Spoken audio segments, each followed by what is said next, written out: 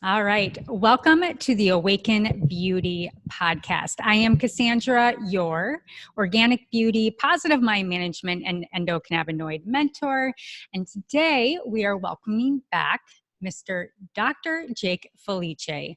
Now, we had Dr. Jake Felice on episode 5. So if you want to understand the fundamentals of cannabis, cannabinoids, and a wide, vast knowledge set of different studies that we talked about, that's back in episode 5. And you'll want to make sure to go back to that episode. But today we're welcoming back Dr. Jake Felice to talk a little bit about the nuances of cannabis, the client experience, the consumer experience, and the other part of the story of the wealth of different compounds that are combined with cannabis to enhance your health. And specifically, we're going to talk about terpenes, a little bit about topicals, and some recent research that Dr. Jake Felice will bring some light to. So if you don't remember who Dr. Jake is, I'm going to give you a quick, brief bio. And let me just say, I really am drawn to Dr. Jake Felice. One, we both love science, anecdotal data, and research, but we also believe in this global connection and communication kind of piece that cannabis brings globally to the world, both symbolic with a symbology, as well as really how cannabis really connects all of us. So that's part of one of the reasons why we're here today with Dr. Jake. So for those that don't know Jake, he is a wealth of knowledge. He provides scientific, medical, and compliance-based advice for companies in emerging and existing cannabis markets. Clinically, Dr. Felice specializes in the treatment of chronic pain and improvement on human performance, and so much more. Dr. Jake Felice's comprehensive approach to pain combines traditional healing practices with the best of modern science. He believes that memory, emotions, and entrenched neural patterns play an enormous role in how the mind perceives pain, and that the healing processes are managed on all levels: physical, mental, emotional, and spiritual. So Dr. Felice currently maintains his practice in Washington State and continues consulting nationally. So I just want to give a big welcome back to Dr. Jake Felice on the Awaken Beauty podcast. How are you? Cassandra, I'm doing great today. Thank you. It's wonderful to be back on the show here. Absolutely. And before we started, you shared that you're doing a little bit of a nice fast. So I am. I'm doing a very mild liquid diet fast today, mostly clear liquids, low sugar, just to get the mind clear, let the digestive system rest for, it's going to be about a 36-hour fast. So it's not really heavy or intense. But you may notice I'm not projecting as much energy as my prior self. It's just a result of it's been about 18 hours since I've had food. I feel great, by the way. So I think it's great. Good fast is good for anybody. Yes, So, yes. well, welcome back to the show. And so, last time when we had met, we talked about just the fundamentals of the endocannabinoid system and cannabis. And I think just to kind of stretch us into today's episode, maybe we can just do a brief overview on the importance of our endocannabinoid system and how CBD and cannabis kind of interplay with this, and why this is such a hot topic, and why we're really actually just at the beginning of science and research on this really incredible system. So maybe you can just kind of explain to the listener how the endocannabinoid system works. Absolutely. And just for folks, remember we did a previous episode if you want to get more information. The endocannabinoid system is a recently discovered system. And when we last talked, between when we last talked and now, more and more clinicians, doctors are becoming aware of the system. But it is a huge system in the human body and in the human nervous system. In fact, arguably, it's one of the biggest systems in our body, and yet so many of us don't know very much about it. So what does that all mean? How can I justify that something we barely heard of is maybe one of the most important neurotransmitter systems in the human nervous system? And that has to do with the sheer number of our neurons have cell receptors on them where they receive information from the outside world, use that to combine to create responses, thoughts, reflex patterns, etc. And so what's going on in the nervous system and in the human body in general is a huge amount of biological information is crossing through the endocannabinoid system at any one particular point in time. It is not a static system, meaning it just doesn't sit there, but it is very active and very dynamic. So it changes as we change. When we are feeling good, the endocannabinoid system is robust. And I always refer to it as like the internet of our body. It's how cells can send texts or email messages to each other, how an immune cell can talk to a nerve cell or a cell in the brain, for example. So it is a rapid response system. Likewise, when we feel bad, or if there is an injury or an event like a stroke or a heart attack, the endocannabinoid system very rapidly responds and changes. So if you think about your day-to-day life and how we as on our cell phones connect with other humans, if that cell phone were like a cell in the body, and the internet wasn't working well, we wouldn't be able to use the information in our cell phone, whether that be photos, texts, videos, etc., to share with other people. And likewise, they wouldn't be able to share with us. So what ends up happening in these very important systems in the body that are affected by the endocannabinoid system is you get a breakdown effect where the system is not working. We see this in a lot of diseases that classically, in terms of 20th century medicine, not 21st century medicine, were somewhat mysterious to us, fairly resistant to treatment a lot of the time. And we didn't really have a good grasp on the exactitudes of the underlying mechanism. Things like migraine headache, for example, fibromyalgia. Can now be thought of, irritable bowel disease can now be thought of as a problem with our body's internet, the endocannabinoid system. I'm going to start saying ECS for endocannabinoid system. So that's just a general basics. Now, on the flip side of things, when we do things, even if we're not feeling great, for example, or we're feeling a little run down, when we do things that are classically thought of as healthy or good for us, things like improving our diet, exercise, omega-3 essential fatty acids, such as in cold water fish like salmon or halibut, meditation, even things like acupuncture or chiropractic adjustments. When we do those positive things for ourselves, part of what is happening is those actually are also impacting our ECS, our endocannabinoid system, and helping it function better. It is involved in every single physiologic process that we have studied where the body maintains things within a certain limit. So sleep-wake cycle, for example, hunger and feeding, for example, and also very much involved in injury, tissue cell repair, and also organ protection, such as nerve protection, cardiovascular protection, even kidney and liver protection. So that's kind of a long explanation. We went into that in quite in depth in episode 5 of the podcast.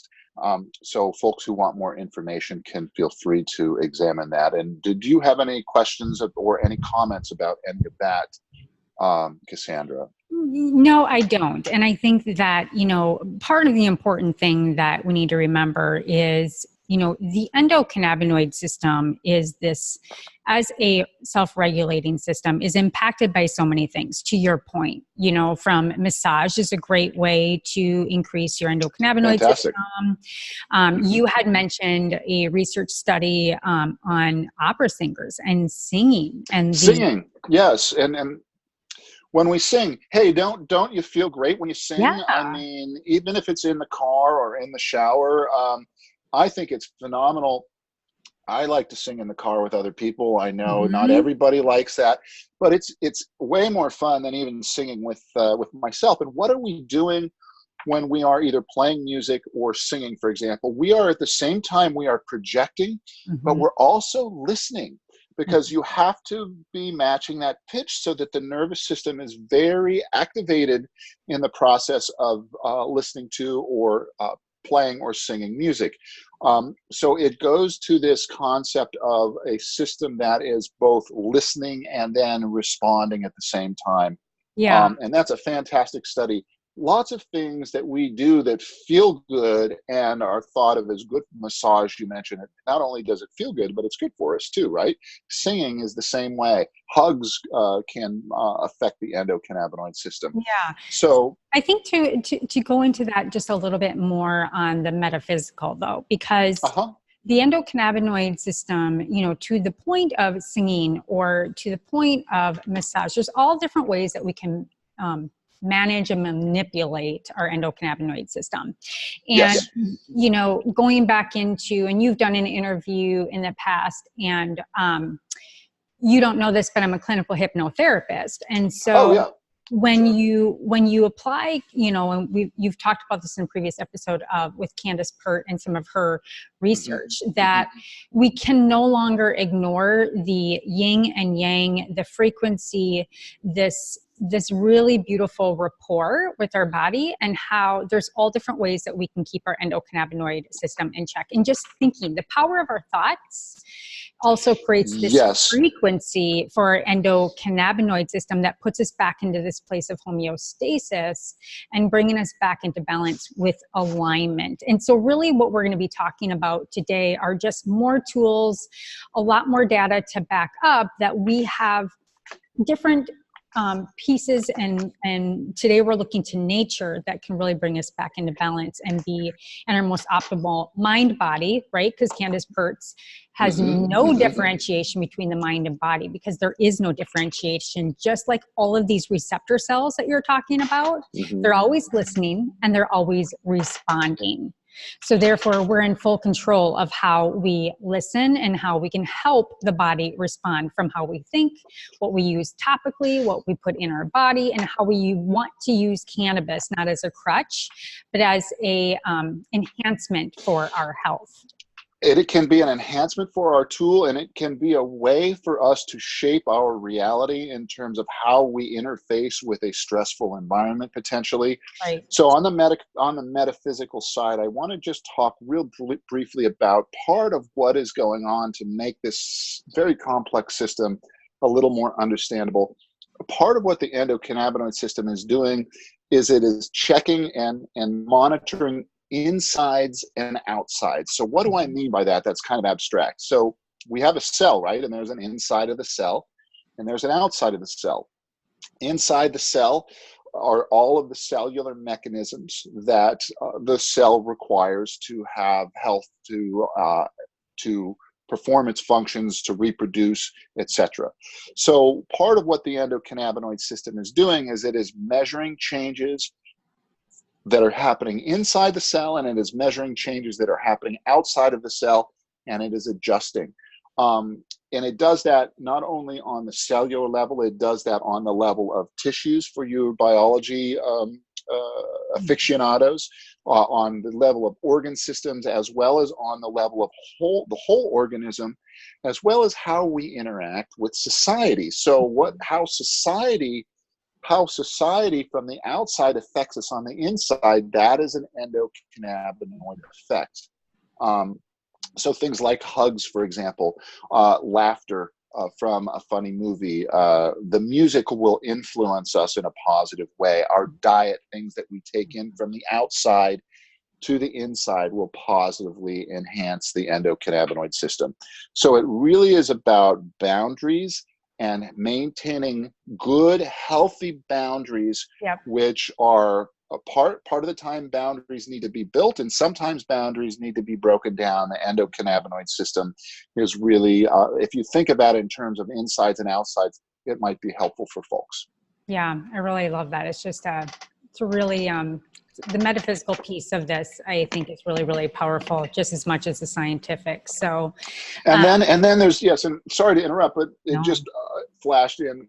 And then there is the whole planetary health cycle too. So when we plant cannabis or hemp, and I'm talking trillions of plants as a global industry that the hemp industry is becoming, We are taking carbon dioxide out of the air and we are putting oxygen back into the air. So it can help solve issues we're having with global warming. The plant makes a perfect protein, so we can solve global hunger issues with this plant. And then all of the industrial uses, including hemp-based biodiesel, for crying out loud, we could be growing our own fuel as well. So many cases of insides, outsides, and additionally, when we as humans have a stressful environment, or our environment goes from somewhat normal to stressful, that affects our endocannabinoid system, and we can do something about it now. We have tools and the beginnings of an understanding of how to interface better with our reality. Yep, absolutely. I love that. It's very, very clear. It's just profound. And going back to that community connectivity, it really is a global effect.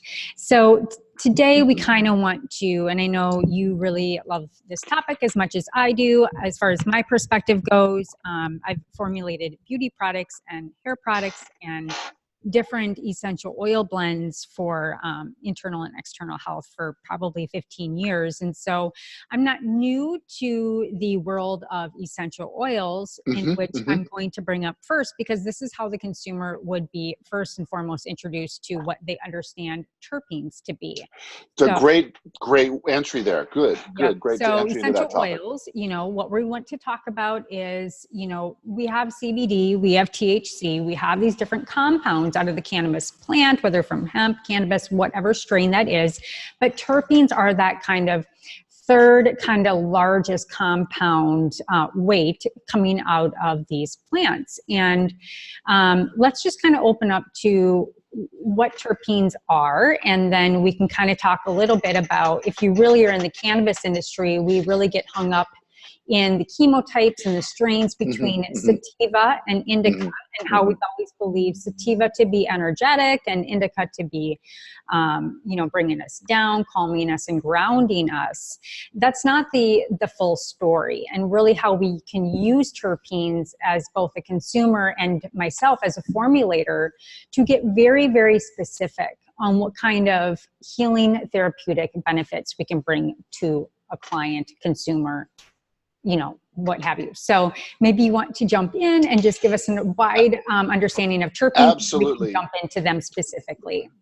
So, and again, what we can do is we can talk about this inside and outside dynamic and its communication. So terpenes are molecules that plants make. Cannabis makes terpenes. Terpenes are also made by other plants.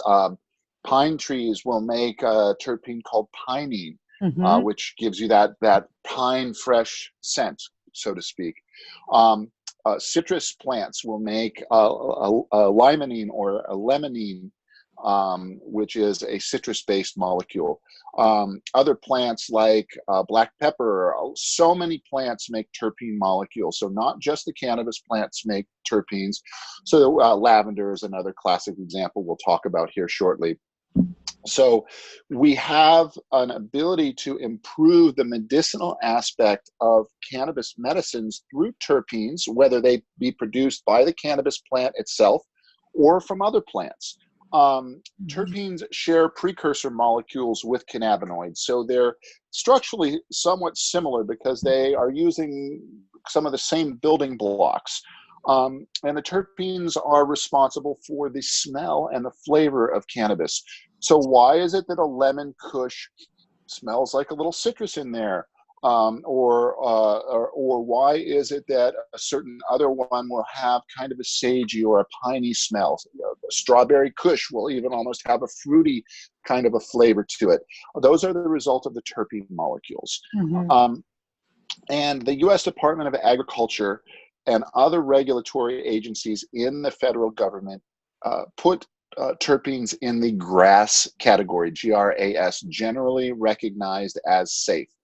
They're put in food products all of the time, and even cleaning products. So we can assume with a very high likelihood of certainty that terpenes are very, very safe. When fresh, we mentioned topicals, they are non-sensitizing to skin. When they age a little bit, that can change, but especially the fresh terpenes.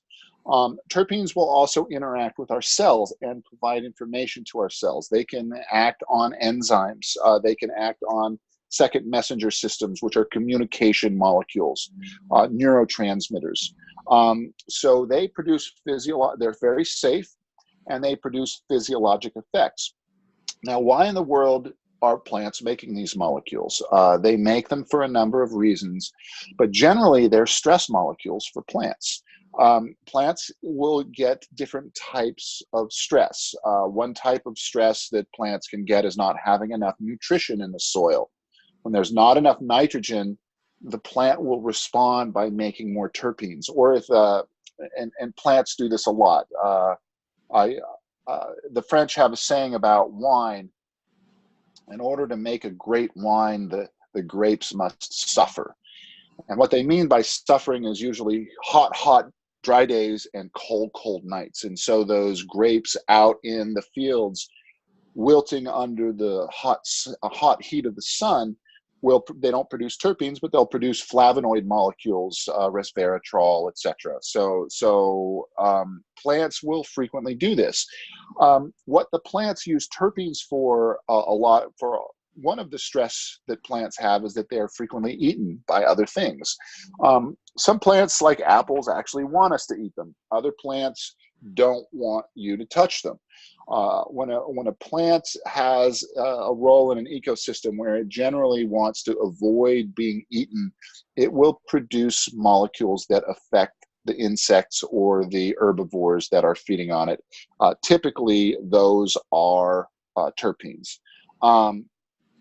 Terpene concentration will increase during the drying process, because in the drying process, the weight is going down, but hopefully you're keeping the terpenes in there.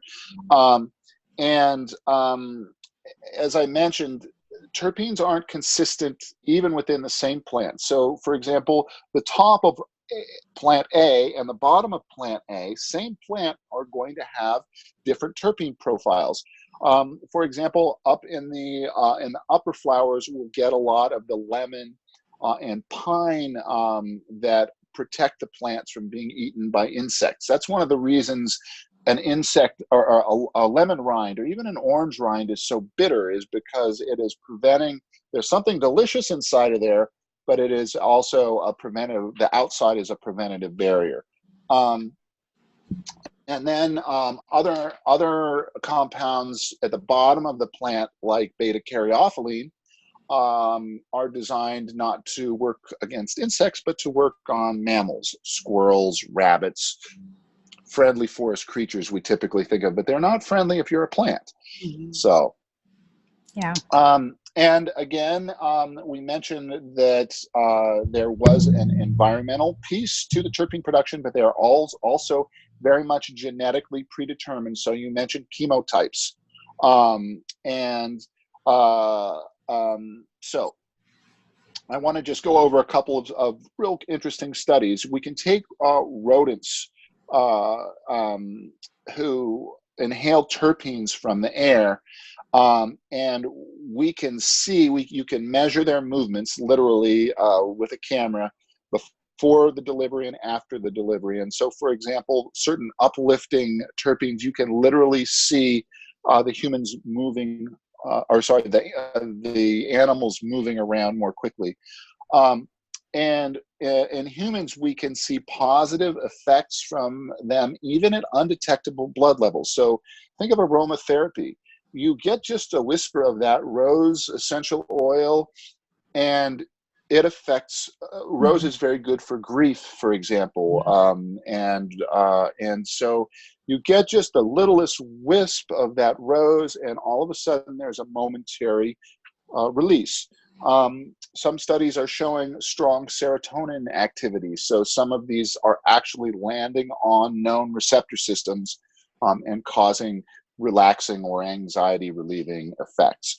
So that's a pretty broad general overall of the how, what, and why of terpenes. I don't know if you have any questions, and we could also certainly talk about a few of the basic terpene molecules as well. Yeah, I think to pull out in what you had just kind of gone through on, different ways of how we can study the effects of terpenes in when applying them to topicals, for instance. So one really cool thing that you brought out just on your own, which is how I formulate products, is going back to all the way back to the point and very essence of the first molecules on this planet being that of the ocean. We have this plasma in the ocean that is actually the plasma inside our body, and it's very biomolecular to all of the different components that we're made of.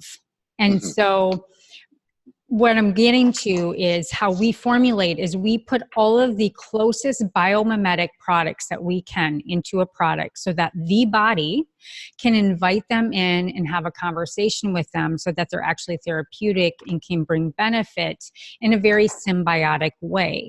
Same way that we look at terpenes. So when we put essential oils and products, consumers are looking for a scent, and they want something that smells good. Some things will turn them off based on a memory they have, based on it just not jiving with their metaphysical, what we've talked about. But that's not how I formulate with terpenes. And to your point, what you're talking about in cannabis plant, botanical plants, they will carry these beautiful compounds and scents based on protection and how they interact with their world around them. And so when we're looking to actually, whether it's in cannabis or a strain type, or it's in a topical, we're looking to either soothe or we're looking to bring fortification and strength to the skin through a certain terpene. Yes. There's this correlation and this play with that same strength, and just emulsification in a terpene can bring the same thing to the skin, and how it can fortify, build up the strength in the skin, and create an effect on the skin. We're taking those messengers, the message from that terpene and the profile of it from what we know based on scientific research, and there's plenty of it. And then we're applying it to the skin and asking it to do the same thing, both internally and topically. So to what you're saying, I just want to bring out in a very consumer-esque way of how we interact with these every day, and how I formulate is, if I want to build resilience in your skin, I'm going to use resilient terpenes. If I want to calm down your skin, I'm going to bring grounding and calming terpenes. So there's this biomimetic response when we're putting in and topically. So based on that and how we formulate, strawberry kush, OG kush, blue haze. Unfortunately, we have all these really, really crazy names, but we know there's research out there from autoimmune diseases, from celiac disease. We now have these different profiles of terpenes that we can put into cannabis products that are actually verified and studied to actually, I'm not a medical doctor, and either are you per se, and we can't prescribe, but nullify. Well, actually, just to correct, I'm not a medical doctor, but as naturopaths, we can and do prescribe, including antibiotics. Sure. I'm pulling myself clean here, but my big point is, powerful terpenes are known in these different strains to actually heal people as severe as experiences and ailments such as celiac disease, meaning there's extreme power behind them versus pharmaceuticals and what we turn to conventionally. So let's peel apart some of the main terpenes. Some that we look at are, limonene, linalool, myrcene, beta-caryophyllene.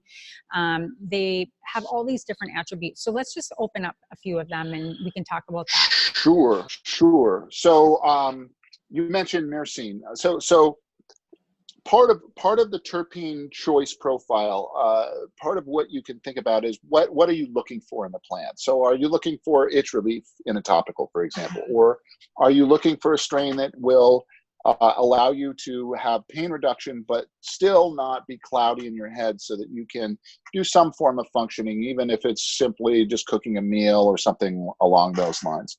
Or do you want it to help you go to sleep? These are some very different uses, and you will want to incorporate different terpene profiles to help you get those. So myrcene is one of the relax or sedative molecules in cannabis. It's also present in mangoes, for example. Lemongrass has myrcene in it. And not only is it very good, a very good slow down, it's what gives cannabis the couch lock effect. So the typical person staring at the TV with their mouth open, eating chips, etc. That relaxation effect is a myrcene effect. But it's not only does it relax the mind and the body, it does provide pain relieving effect, and very importantly, for topicals, for example, muscle spasm relief. Mm-hmm. So you can utilize a high myrcene cannabis to do all of those. Or if you look at the label and you're like, oh, I really like this strain, I like how it makes me feel, but I'm wanting something a little more muscle spasm, you can add terpenes from the outside of the product. So you could have, for example, a mango smoothie, or even a mango pineapple drink.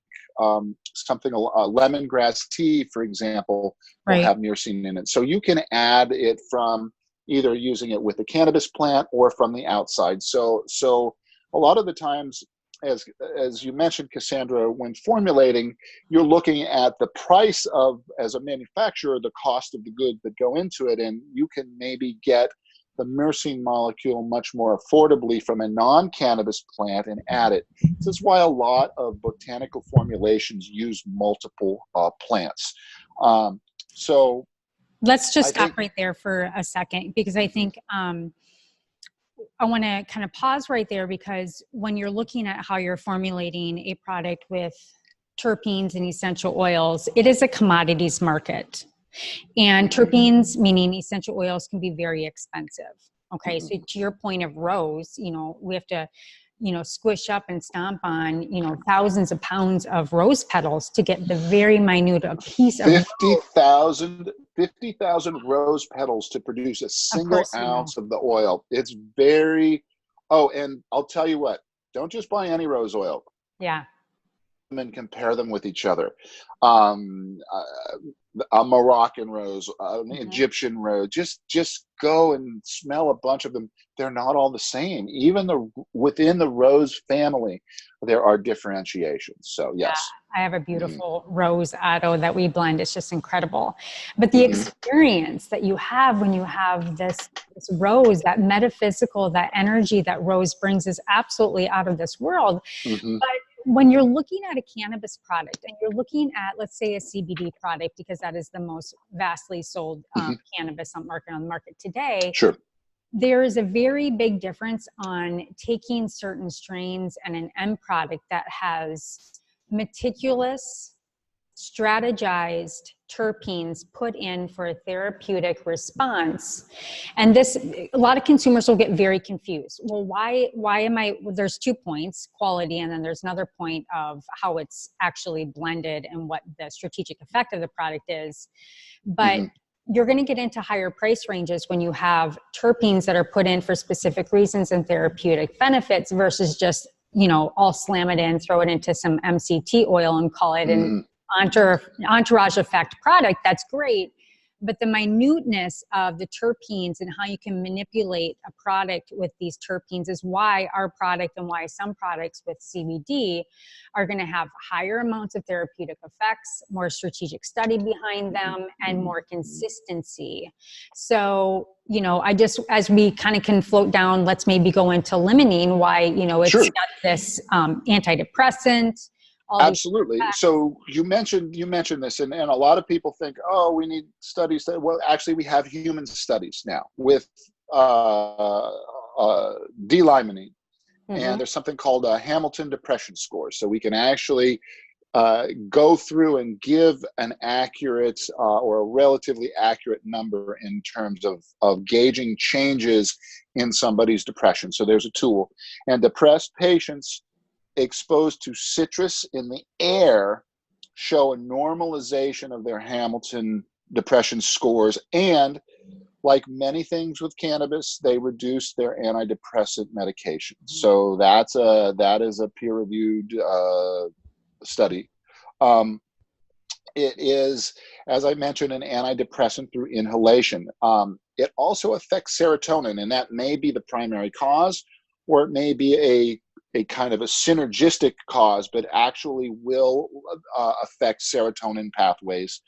Limonene can help with GERD too, so it has, because remember, the rind of an orange or of a lemon is very bitter. So sometimes those bitter molecules can interact with the digestive tract, and you get, which is why we a lot of the times in old school naturopathic medicine recommend bitters after a meal. Right. It literally, that lower is in the lower esophagus, the tube that takes food from our mouth to our stomach, the esophagus. There's a sphincter down there that is activated with bitter compounds. So these molecules do things to our bodies, and also in cell tissue studies, effective for breast cancer in the tissue, in the test tube, not in the humans. So I always think of how bright and clean a room smells when my mom would used to use lemon fresh pledge to polish all the and you walk in and you smell that. Not that I recommend that as a terpene delivery method, but you smell that fresh citrus smell and it just feels clean. You feel clean. So that's, I think, the basics of the limonene. One of the common ones that you can really smell, if you smell your cannabis flowers, you'll definitely pick up some citrus hints with this. And so even if you don't have a laboratory printout, some of these molecules can be smelled. Definitely, if you have an educated nose, you can pick those out. And what I mean by an educated nose, just smell them yourself and see, does that smell like lemon? Or if you have a friend who has a really good nose and you don't, that's a good way to have a communication. And again, the oral tradition where we literally are sharing our knowledge of plants with each other. So. Yeah, and when you walk into when you're walking into a facility to buy cannabis, unfortunately, it's not legal here in Minnesota, but that is, if you have an educated bud tender, that is a part of their job, is to really walk you through, have you experienced, have your Absolutely. body pull in kind of like a fine wine and see what your body is adapting and attracted to in that moment. Because to your point, the endocannabinoid system is always changing. It's Every minute, every second. That's right. So you always have different needs of the body and different, so we can't get fixated on I like X or I had a bad experience with X, because we have to pay note to, again, going back to you can, but if you have a favorite cannabis strain, say for example you're a recreational user and you really like a true blueberry, right. And that's all you've got, after a while, Right. it's not going to be your favorite strain for a little while, because you're, just like I love Thai food. That doesn't mean on my 12th meal in a row of Thai food, I don't want something else after that, right? So great, good, excellent discussion. So on the lines of uplifting terpenes, why don't we talk about pinene? Pinene, there's this Japanese word, and it's escaping my memory right now, but it's literally forest bathing. And it's not like taking your clothes off in the forest, but taking a walk in the forest and getting cleansed. And we now know that taking walks in the forest is good and uplifting. We have actual human data. And one of the molecules that's present in the forest air is pinene. Pinene used to be fairly common in before the age of medicinals and legalization. We used to see a lot more pinene in cannabis than we used to, and a lot of it got bred out by the black market, because one of the things that pinene does is that when THC can make anybody, and depending on the terpene profile, it can make one more or less stupid. So to use people can get dumb when they smoke too much marijuana. Pinene, lots of regular users will say certain strains of marijuana make me want to go to sleep, but certain strains, I've never written so well as when and a lot of the time the pinene helps keep the mental very clear while it's under the influence of THC. And if you look at the labeling, pine scents are relatively rare, or at least more rare than they used to be. Yeah, pining also, if we look at just the brain dis-ease and the, the memory fortification, Yep. it's known to be an antibiotic. It's great Mm-hmm. for memory boosting properties. It's Yep. also great for the lung and clearing that up. So that very pungent really brings this awakening. And so I know there are a wide variety of your listeners, but for the science nerds out there, the anti-inflammation properties are being run through the prostaglandin pathways. We also know that it is a bronchodilator, and cannabis in general dilates. So tobacco, you smoke tobacco, the airways shrink. You smoke cannabis, and I don't recommend that you smoke cannabis, but if you inhale it, the airways open. It used to be an old remedy for asthma. Cannabis used to be an old remedy for asthma because unlike tobacco, which closes airways, it helped open the airways. So in the memory aid, it's acetylcholinesterase inhibitor, as is caffeine, for example. So you know how sometimes, like if you're a regular caffeine user, it doesn't affect you as much. But if you only have a cup of coffee once a month or so, when you have that cup of coffee, you can go from being a pretty tired person to really sitting on the keyboard and getting that email out, or whatever it is that you're doing. So we do have, and we do understand some of the physiologic mechanisms of the pining. And again, if you are wanting or needing THC, let's say you have nausea and vomiting, but you want to have it for your dinner, but you're also having house guests, and you don't want to just sit there and watch the boob tube while you're eating by yourself. You want to be interacting. Pining might be a pine-oriented, and if you don't have a pinene-oriented plant, you can get some pine essential oil, which is one of the more affordable. Put that in a little diffuser, boom, all of a sudden it's in the air, and everybody has a good meal. I also think about pining and wintergreen and some of yes. If we really think about some of our blends for pain relief, topicals, it's really, really great to use like a wintergreen or pining for, that vasodilation, as well as. And good for bruising. Yep. Good for bruising. Yep. Yep. Yep. So moving off of pining, let's talk a little bit about linalool, because this is probably one of the wider and most used terpenes across industries at large, which would look like lavender, which are all kinds of strains of lavender, but linalool conveying this really aromatic experience with cannabis, but is also sedating, relaxing, and calming. And also has this nice pain relief, anti-anxiety, and grounding effect.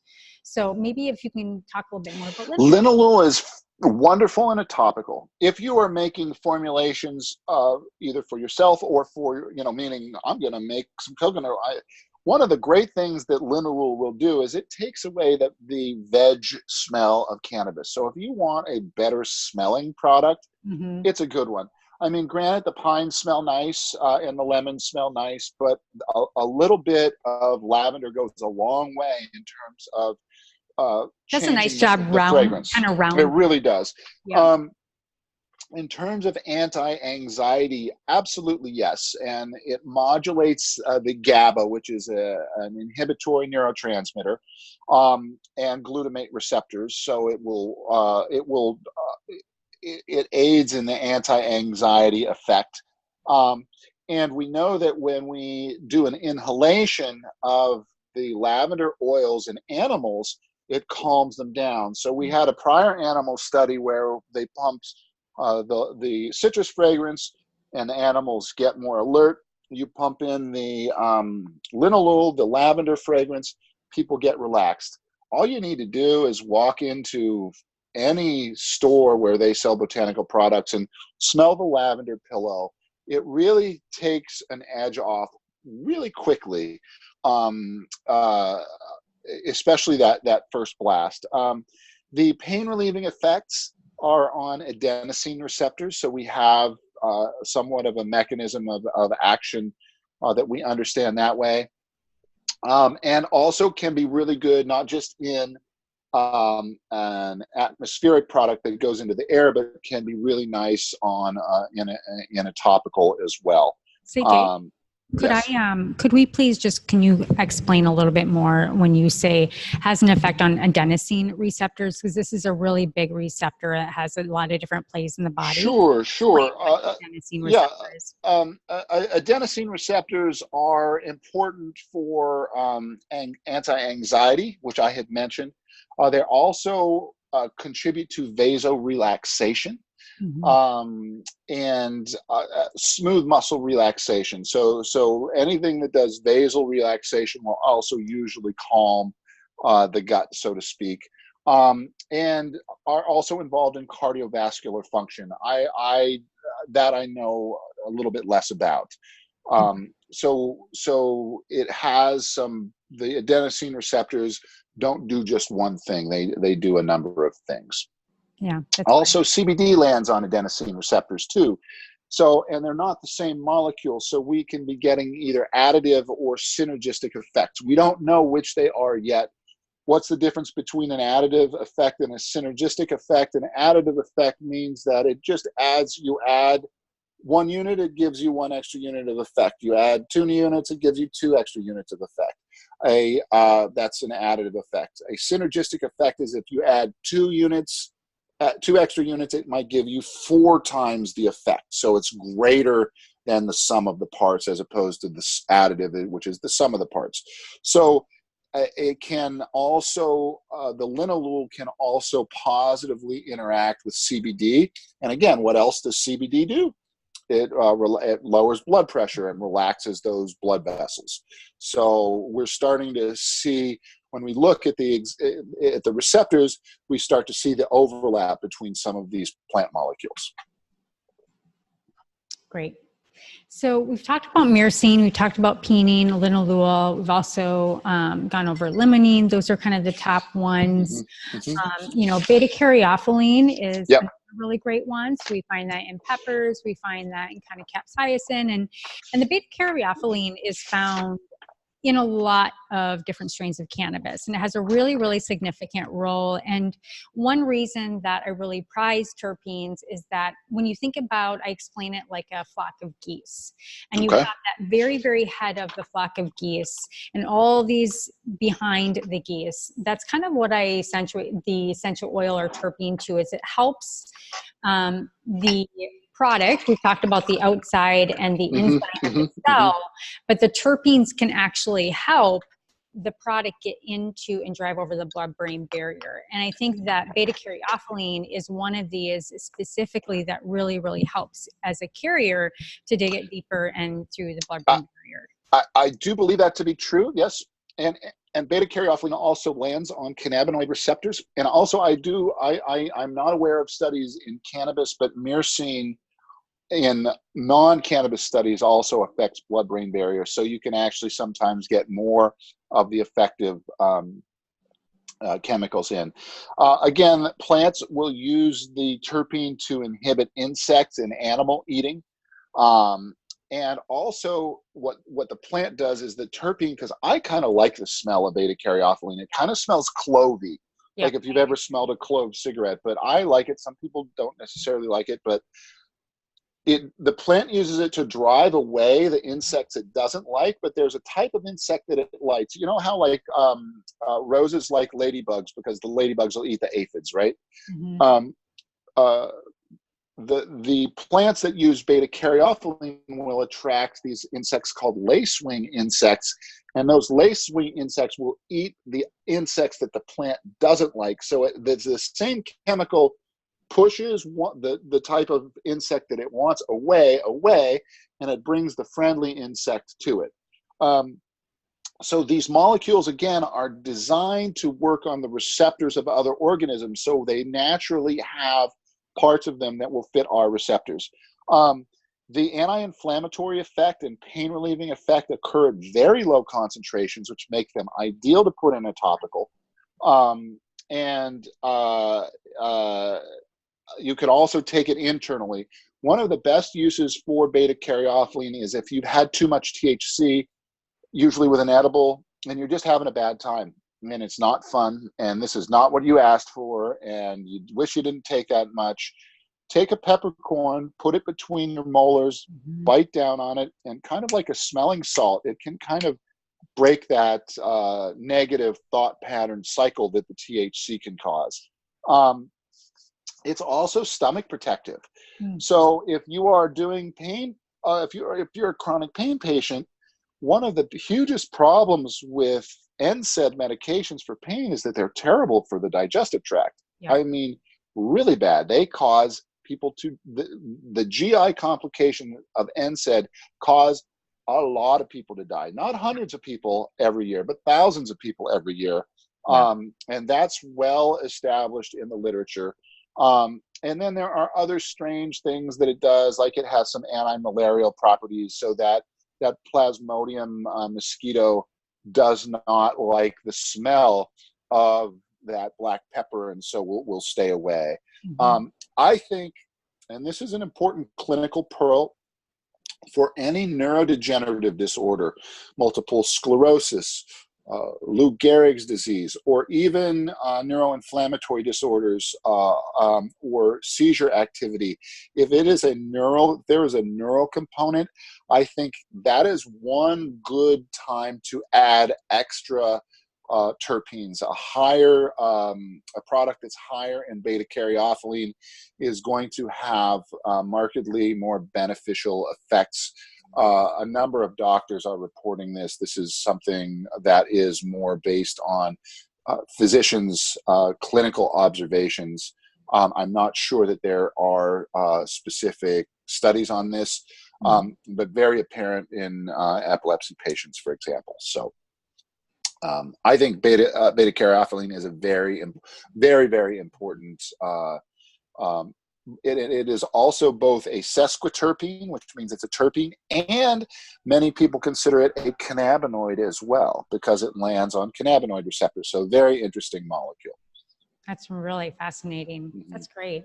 So, based on, we've kind of gone over some of the top terpenes. Are there any other studies or anything that you want to kind of fold up the terpene talk as far as? Yes, I had made a couple of notes, and and I had wanted to mention something about the Candace Pert, but I think that pretty much covers it. I mean, if readers have questions, we could always revisit that in another episode potentially. So.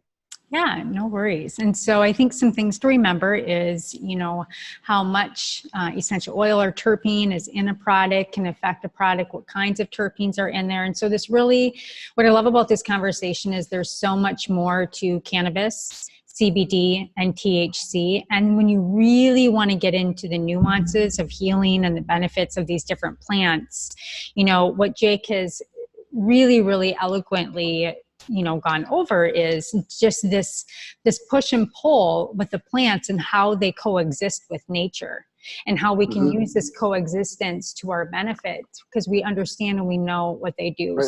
So to the consumer, I just want to let them know when you're shopping, these are the nuances that you should, if you've now been using CBD and you're not getting results or you've plateaued and you want to change your experience, these are the ways that as I feel as though we've thrown the CBD consumer in the ocean, so to say, and we're saying swim, and they're just kind of paddling along, and they're trying to figure out what to use, why it's not having enough. Yep.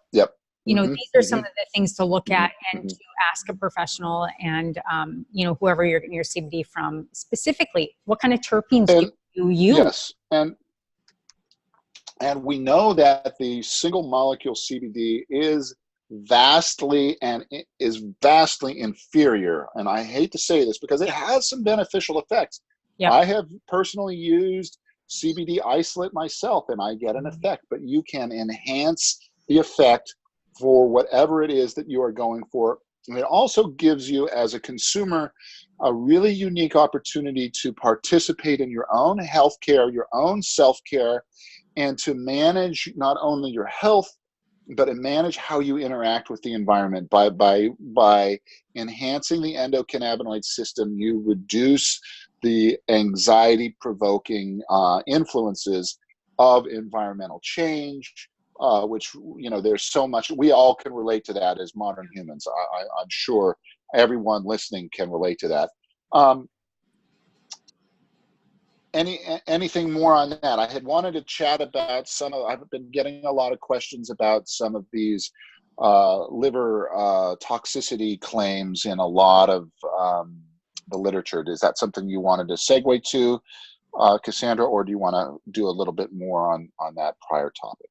No, I think terpenes, I think this is just a really nice opening of the conversation. I think, right before we get to the liver toxicity research, I think that's really important to bring out as far as the data, which is true and not true, is just a little bit on topicals, Oh, sure. A lot about internal, and it, if we just kind of want to briefly talk about, and we've done a previous episode on topicals with Emma Chasen and Elisa with Elementa, but specifically the skin has CB2 receptors within the skin, within the tissue, and cannabis can help regulate over 1,000 different genes in the body, and 165 of them are actually in the skin.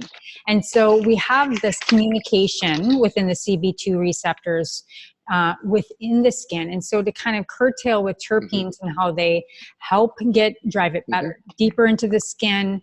When I look at cannabinoids and topical, we're looking for pain relief. We're looking for people that don't want to get the head high. There's a lot of different applications. And maybe you want to just kind of briefly talk about how you've actually used topicals in your practice and what you've seen as far as a benefit from that. Topicals can be really great for pain. So if you've got pain, I think you should be thinking of topicals. And that includes musculoskeletal pain. It could be migraine headache pain, where you just rub a little of the lotion or topical on the temples or the back of the neck. There are benefits to every delivery method. So there are benefits to edibles. There are disadvantages to edibles, benefits to inhalation, disadvantages. The same is true with topicals. One of the main benefits of topicals is that you can use a product with THC to get an extra synergistic boost, and it will not give you a head high. Right. In fact, the early human studies that we have won't even cause a positive on a drug screen. Now that's a limited study, but we at least have human studies now that demonstrate that. What's going on in a topical is it's kind of like the analogy that I like to use. Let me grab my cell phone because I will use this as a prop. I have a Bluetooth speaker and I have a cell phone. I can change the volume in the room by pressing the buttons on the Bluetooth speaker or from the cell phone. So topicals kind of act like they kind of act like the cell phone. When you have, let's say for example, you have a sore shoulder or a sore knee, and you put the topical on the knee or the shoulder, what that does is in the local area, it turns the nerve signaling down. We talked about retrograde inhibition a little bit in episode 5 that we did. So folks can go back and listen to that. But it turns the signal down at the source, which is like turning the volume, the pain volume down at the cell phone level versus in the brain so when you take the CBD or the hemp product or the cannabis product orally, that's like turning it down in the brain, and it has a little bit of an effect in the periphery. Using a topical is more like turning it down at the from the cell phone versus at the speaker. So the other thing that we know that topicals do is we know that they get into the underlying muscle tissue. And so anyone who's a weekend warrior like myself, try and stay healthy and go to the gym in the week and really overdo it on the weekend, or you're just getting back into the gym and you have sore muscles, it can be really good for the sore muscles.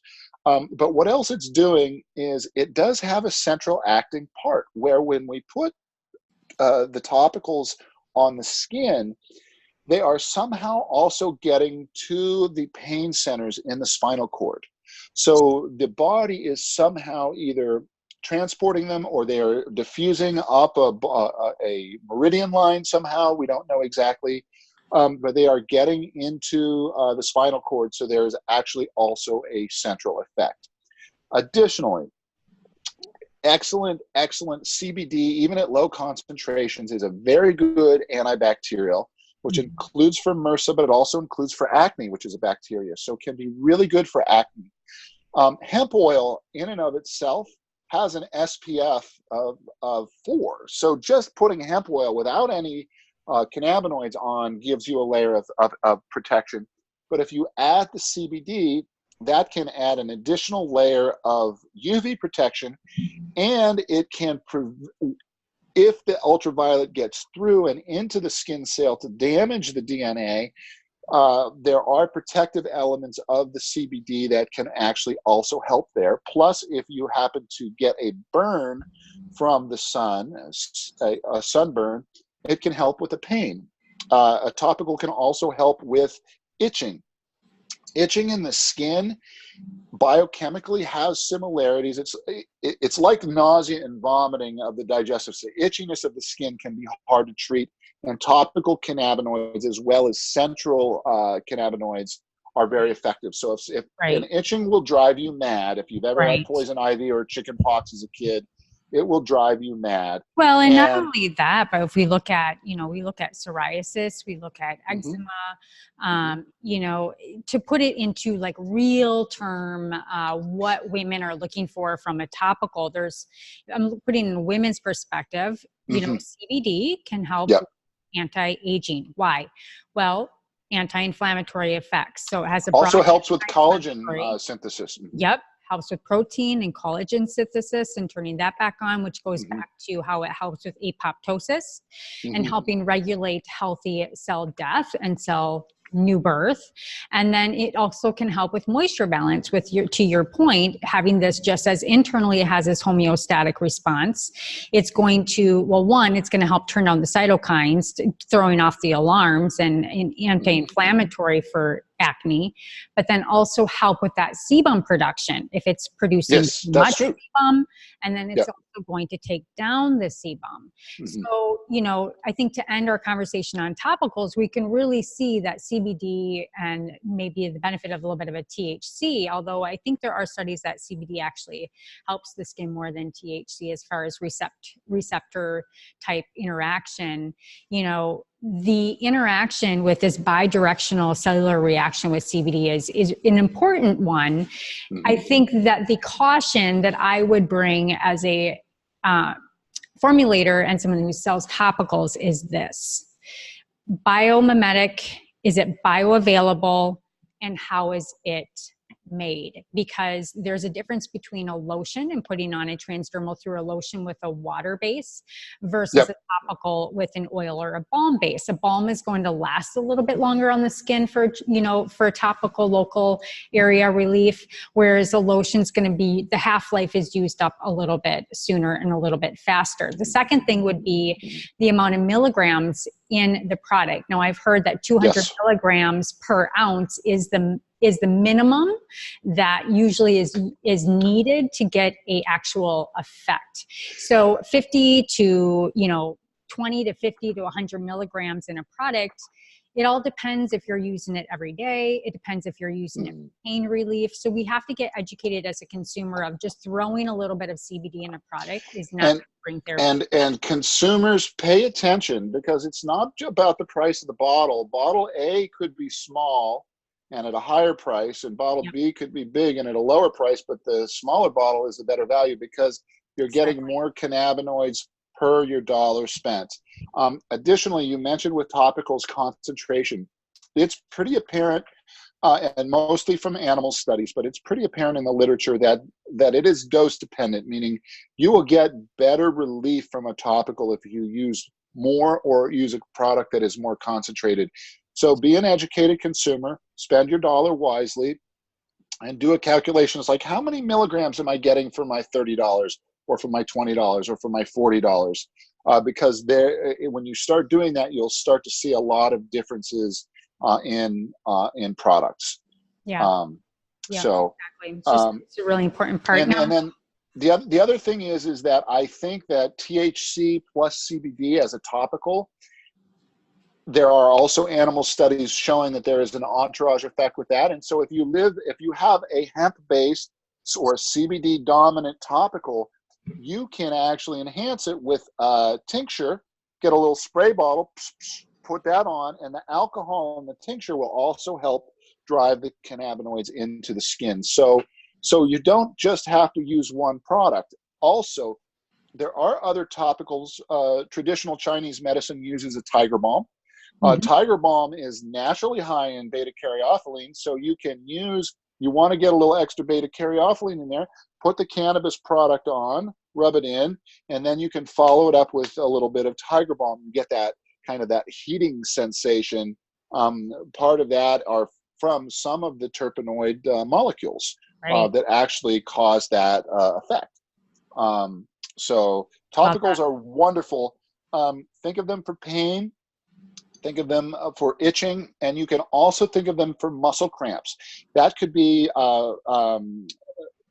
premenstrual cramping at certain points in times of the cycle. It can be for cramping from athletic events or from multiple sclerosis, for example, neurodegenerative diseases.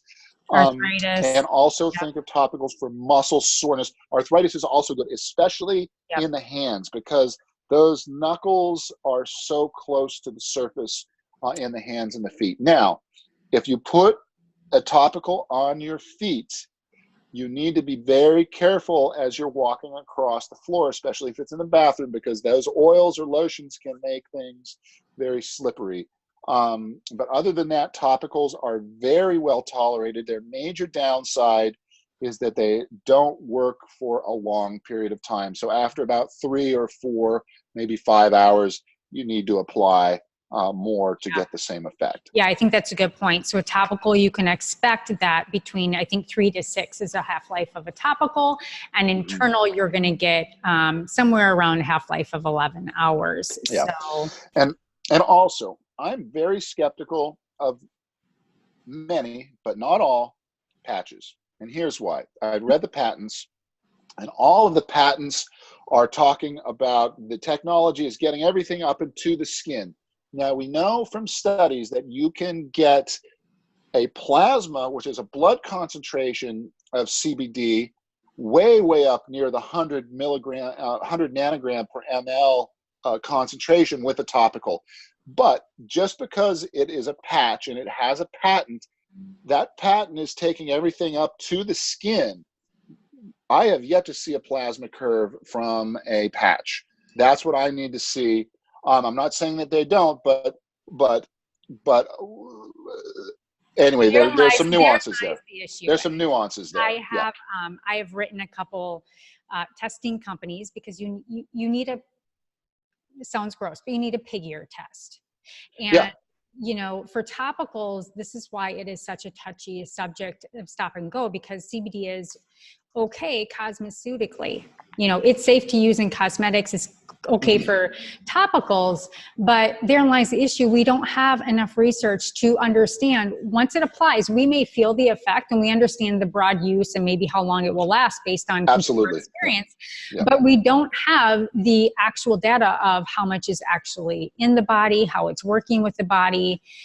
We have enough, but we don't have enough, so to speak. So I really love what you just brought up there, because it's the same as nanotechnology.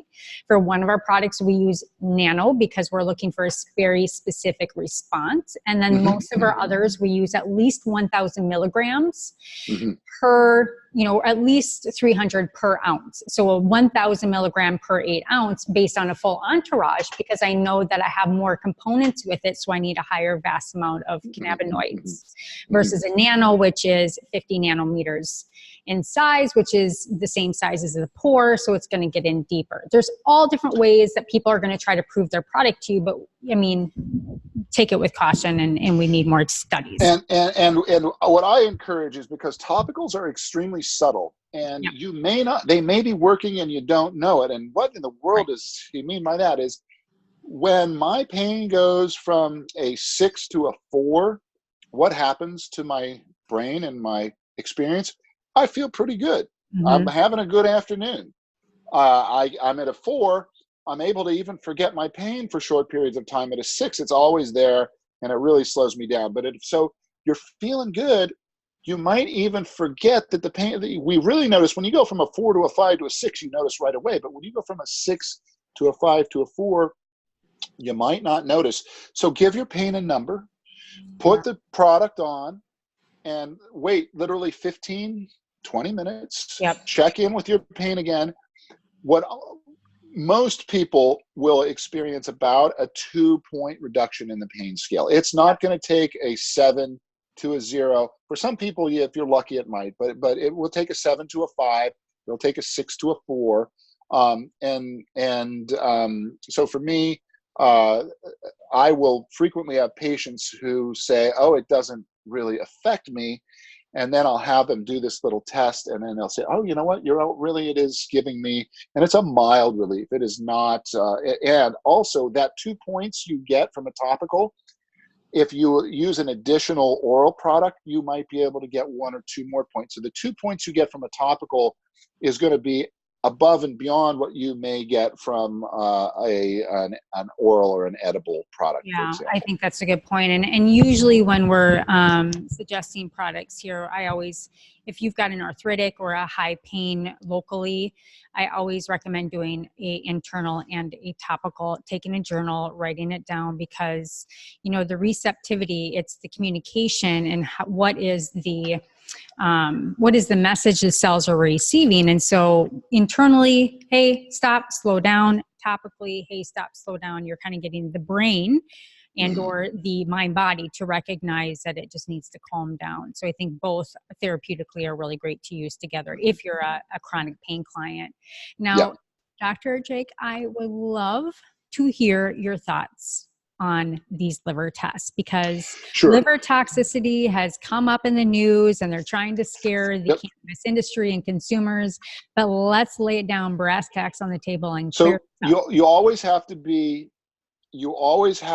with science, you always have to be prepared to be wrong. Yep. And so whenever I hear these studies, I will always say, you know what, maybe I'm wrong. But I've had so many questions about this lately that I have just this weekend started to do a little bit of research on it. So some delineating factors between things that can cause a liver toxicity that most, quote, good cannabis products would not. One is the dose. Are they using exorbitantly high doses of CBD, like 2,000 milligrams? Some people take 2,000 milligrams. They're usually seizure patients, but most people are way down in the 15 milligram range. So you are 1,900 milligrams and magnitudes higher. That's one factor. So pay attention to that. The second thing is it a single molecule CBD test or a whole plant CBD test? Because the single molecule CBD tests the single molecule products do tend to have higher side effect profiles in the literature. So that is an important thing. Also, delivery methods are important. We just spent time talking about topicals. Liver effects do not happen with topicals, nor do they happen with inhalation. So that if you are a chronic pain patient with a compromised liver, most of the time I think of CBD as protective. But if you don't want to worry about either the liver toxicity or you don't want to worry so much about drug-herb interactions, you can always do the product either through an oral mucosal inhalation, a suppository, we could talk about that at another show, an inhalation, not necessarily smoking, or a topical, and you completely eliminate that piece. Along those things is the study, are the patients concomitantly using, meaning using at the same time their regular seizure medications plus the CBD? Is it a whole CBD, plant CBD, or a single molecule? But if they're using their regular medications, a lot of the time, and they don't change the dose, a lot of the times the CBD will cause, or the combination of the two will cause some issues. And usually in the US, a lot of studies that are looking at CBD and seizure activity, they have the patients eliminate. There's other seizure medications, so we could, but in England and in some other places, they will not change the medication regimen. So pay attention to that piece. And then the other thing is it a pharmaceutical product? Because a lot of these liver tests are now coming from pharmaceutical products. And let me just, because I want to get this exactly right. So the pediatric formulation is, I don't have the exact study, but they're looking at a pediatric formulation. It is a pharmaceutical CBD product, and they found some interesting side effects. And if you look at how they're listed in the study, one of the negative side effects, and I'm not going to list it the way they have it, because the way they have it, you read it and it's like, ugh. But one of the side effects is decreased appetite. Have you ever thought that might be that's a bad side effect if you're a cancer patient who's losing weight, but it's a good side effect maybe if you're diabetic. So decreased appetite is one side effect. Increased appetite is another. So both of those are considered negative effects. But an increased appetite is really good if you have cancer, and it may not be so good if you have diabetes. Fatigue is another one that is mentioned. And lethargy, they're kind of similar. Somnolence. So they have three categories: fatigue, somnolence, and anyway, I just mentioned it. Lethargy. So a lot of these things are things that lethargy. Yeah. So a lot of these things are very similar. And what do we know that a lot of cannabis does is it makes you tired. That's a great thing if it's at night and you need to get to sleep. It is not a good thing in the daytime. So there's that. Plus, a lot of these medications, especially the prescription ones, will have additives, binders, etc. I will just talk about one because I know our time is short, but there is a strawberry flavoring in one of these products, the pediatric formulation that everybody's so worried about. And this strawberry formulation is a chemical called ethyl methyl phenylglycidate. Ethyl methyl phenylglycidate. It was used, and it is used in the pharmaceutical product. This is, for me, it poses more questions than answers because it's registered as a pesticide ingredient by the EPA. The EPA literally lists this strawberry flavoring as a pesticide ingredient. It's in the CBD product. Okay. Not only that, we know that pesticides cause seizures. What else do we know about this chemical? It causes birth defects in chickens. That's one of the claims, I believe, from this study, is they're worried about birth defects. Is it the CBD or is it this artificial strawberry flavoring? It also causes growth retardation and testicular atrophy in rats. And more directly, there were 2 cases noted where the strawberry flavoring caused not just the pesticide correlation, but actually caused reflex seizures. And I'm going to read this from the study: with initial gamma band activity in the anterior inferior insula, that's part of the brain, with decreased activity in the hippocampus, another part of the brain. And this is of interest because CB1 receptors are connected to this gamma band activity and are super active in the hippocampus. So is it the CBD that was causing all these problems, or was it this strawberry flavoring? And you know what? We don't know, but the mainstream echo chamber is saying liver toxicity, liver toxicity, liver toxicity. So pay attention to a few things. Is it a single molecule versus a whole plant? Is it an ultra high dose or a normal dose? Is it being used in conjunction with their seizure medications or their other regular medications, or is it a CBD only study? And then, is it a traditional botanical formula that is made ethically without dangerous ingredients, or do they have these artificial additives that we really can't say what it is that's causing it. So that's kind of the basics in a nutshell. I'm going to be putting these ideas together over the next couple of weeks. I think that's great. I think that's something that comes to me first mind too is, if we're looking at the strawberry additive, we're looking at other additives as far as what's encompassing the CBD is glutamate toxicity. Yeah. And, you've got liver, you've got glutamate, you've got an excitatory. And frankly, depending on a client's ability to detoxify the liver, depending on a client's liver health to begin with, taking excess supplements that are completely natural can cause liver toxicity. It's a great point. It's a great point. And to that exact point is this, for the patients in these studies where they didn't take them off of their other meds, what's causing what kind of compromise was there in the first place? Yeah. So that's a really good point. So, okay, continue to test it and get thousands of people on let's look at traditional formulas at right. quote normal doses with a whole plant product, right, where there's not any other medication interfering, and there aren't any unusual additives that we don't really know what are going on. We want to just so well, the that unfortunate thing is this, Dr. Jake, is that you and I both know we can go to PubMed. We can go to sites that have thousands of studies representing cannabis, and their National Library of Medicine, right? Yeah, the side effects. The formulator and producer of methadone has come out in public and said that cannabis is the safest plant medicine that has no lethal dosing to his knowledge. Okay.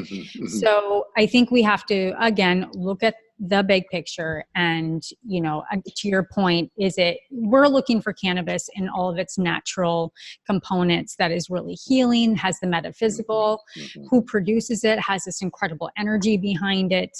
Unfortunately, the tests that get published or the studies that get published are those produced by the medical community that is going to have a louder, speaker than all of the thousands of studies and tests that have been published in.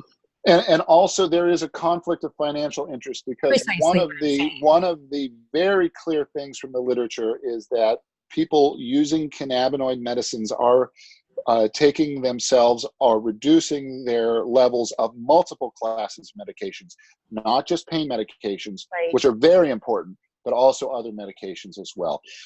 Cassandra, I'm sorry, I am out of time here today. Absolutely. Is there anything we want to talk about before wrapping things up? I think we should segue and what do you think?